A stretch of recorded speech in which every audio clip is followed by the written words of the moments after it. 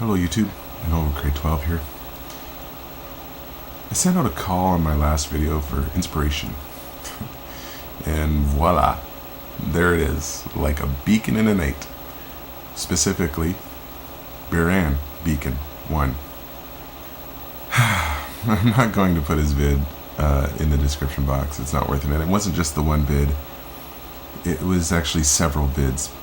And a comment that he made to me that was actually the inspiration, which I will get into later.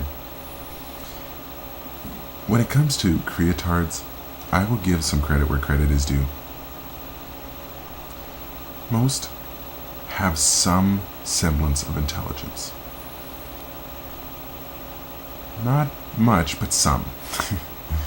But this guy, wow, he is totally ignorant about everything that he talks about. He doesn't even use his own words. Let me set the stage. Most of his videos start out showing a little film thing called Creation Moments by your host, Ian Taylor. Now, I went to the website and I tried looking up Ian Taylor, but couldn't find much about him.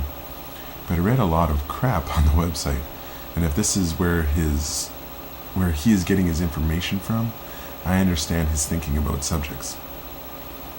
One of the arguments on this website that came up was that science can't explain why organisms went from asexual to the male-female form we have now, though the whiptail lizard from Mexico and southwestern US fly in the face of that. But anyways, that science can't answer that yet with absolute assertion. Why?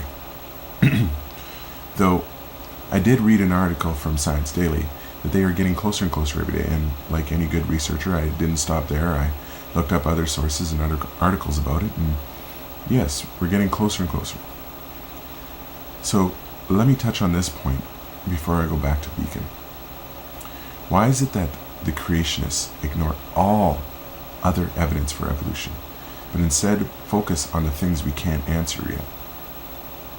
Then, when we do, which we have done to them over and over again, they move on to the next thing, trying desperately to keep their faith afloat.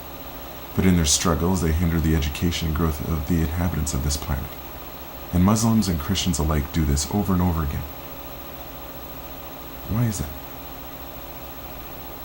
Well, Beacon, I commented to you to read a book, and your answer summed it up nicely. Why you and most other creationists will always remain ignorant. You said, and I quote, "Thank you, I do read my Bible. If I want to read science fiction, I will read one of yours." Unquote.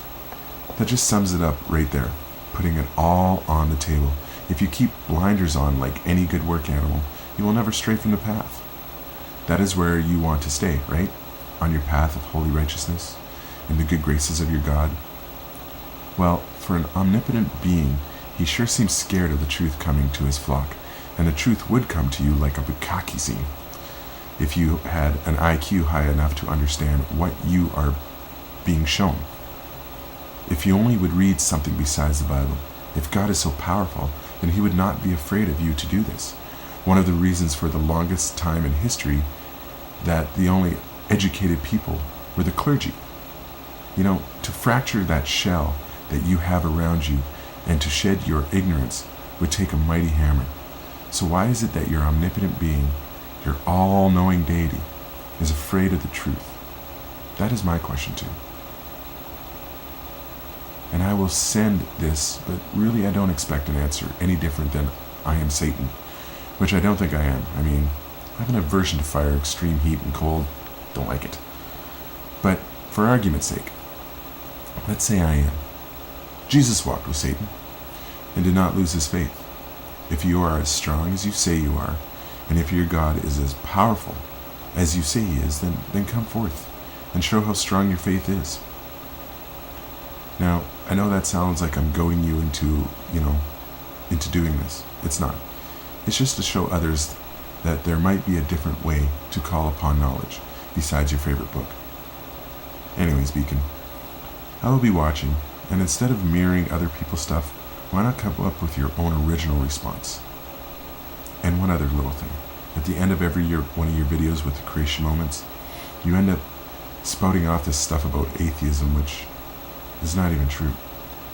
You spout off that atheists have all the power, that we have all the means, that we have the media behind us, we have the Hollywood, we have all the stuff behind us, and we don't. Religion alone pulls in billions of dollars a year. How do you think guys like Kent Hovind fund themselves? Well, my bad. He's not really funding himself now, is he? He's relying on the taxpayers. Oh wait, that's what he was doing before anyways. We don't have power. We don't have control. What we do have is knowledge. So remember, Beacon, ignorance is bliss, but knowledge is freedom. Have a good day. Peace out.